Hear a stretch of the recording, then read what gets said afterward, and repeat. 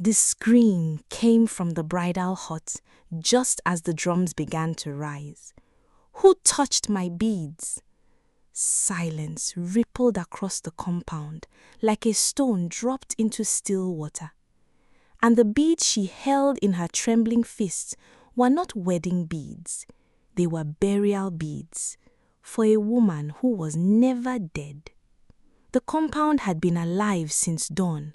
Bright cloths hung between trees, pots of pepper soup bubbled over open fires. Laughter carried on the wind.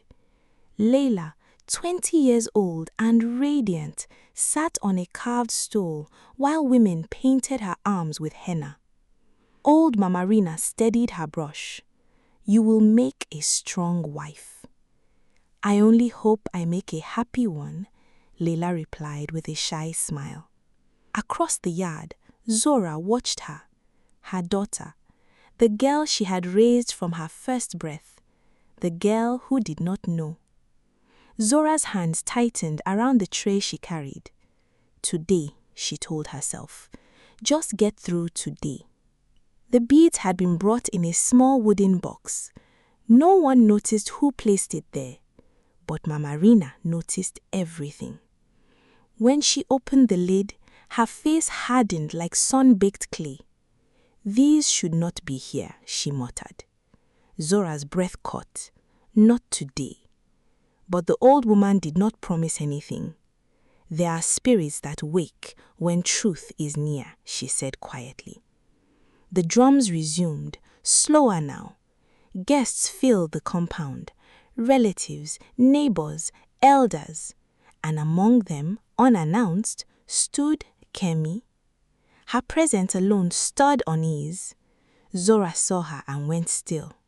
"You should not be here." Kemi's eyes were sharp but not cruel. 20 years is a long time to stay silent. "Leave, please." Kemi glanced toward Lela. "Does she know?" Zora said nothing. That was answer enough. But here is what no one in that compound understood. Not Zora, not Kemi, not even old Mama Rina, who claimed to know everything. The secret they were all fighting to protect or to reveal was itself built on a lie, and the bride had known longer than any of them. Inside the bridal hut, Leila's hand would not stop shaking. "These beads feel wrong." Mama Rina sat beside her. They belonged to a woman who never lived to wear them in marriage. Then why are they here? Because truth does not stay buried forever. Kemi stepped into the center of the compound before anyone could stop her. "Before this marriage begins, there is something that must be said." The drums stopped completely. Zora moved forward. "You will not do this." But Kemi did not raise her voice. She did not need to. The bride deserves to know who she is. Lela emerged from the hut, beads still clutched tight. What is she talking about? Zora's face softened, but her eyes were full of something heavier than fear. "Come inside." "No," Lela replied. "Say it here." Kemi spoke first. "The woman you call mother is your aunt." The world seemed to tilt. "No," Lela said immediately. "That is not true." Zora closed her eyes. "Your mother was my younger sister Sade. She died giving birth to you. I could not let you be taken away, so I raised you as my own." Leila's voice came out small. "So, my whole life?" "I loved you," Zora said quickly. "Every day I loved you." "That is not what I asked," Lela snapped. Tears filled her eyes. "Who am I?" The ancestors ask only one thing of those who listen. Share the story.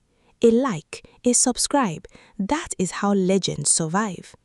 Now listen closely, because the secret Zora kept for 20 years is not what you think it is.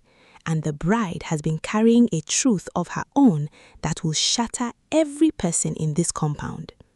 The compound erupted into whispers. Mama Rina stepped forward. "I was there.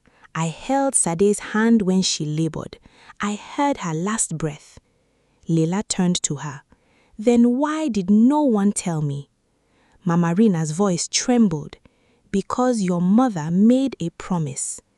Kemi spoke instead, that you must never know who your real father is. Zora's voice rose sharp and desperate. Enough! But Kemi did not stop. Your mother did not die from childbirth alone. She died from shame. Gasps spread through the crowd.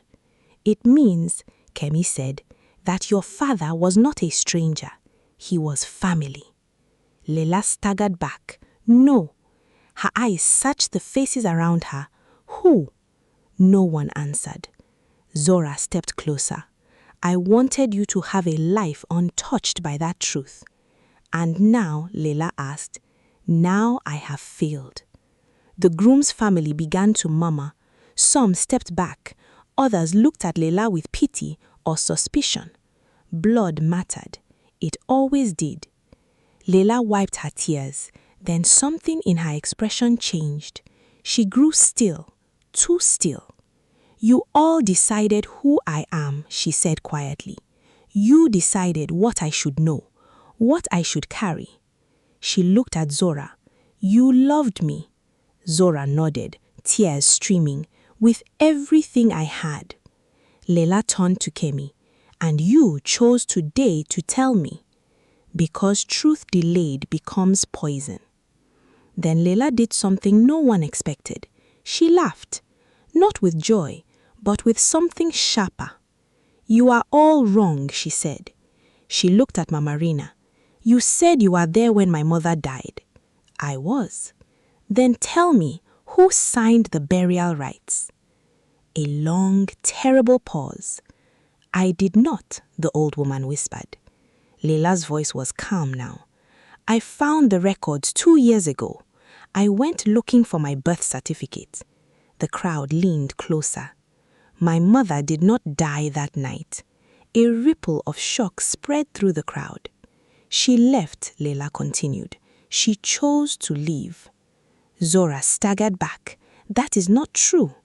It is, and you knew. Silence fell like a final verdict. Zora's lips trembled. Then, slowly, she nodded. I told everyone she died, because what she did would have destroyed you. What did she do? Zora's answer came like a blade. She ran away with the man who fathered you. The world collapsed inward. They are alive, Zora said. They have been all this time. No one spoke. No one moved. Then Lela reached up and removed the burial beads. She held them for a moment, then placed them gently into Zora's hands. You buried her, but she was never dead. Zora broke, and for the first time in 20 years, the truth was heavier than the lie. But somewhere beyond the compound walls, carried on the wind that had suddenly turned cold, Mama Rina heard something only old women hear. A voice, familiar, young, calling from a direction no one dared to look. And the burial beads in Zora's hands, warm a moment ago, turned cold as river stone.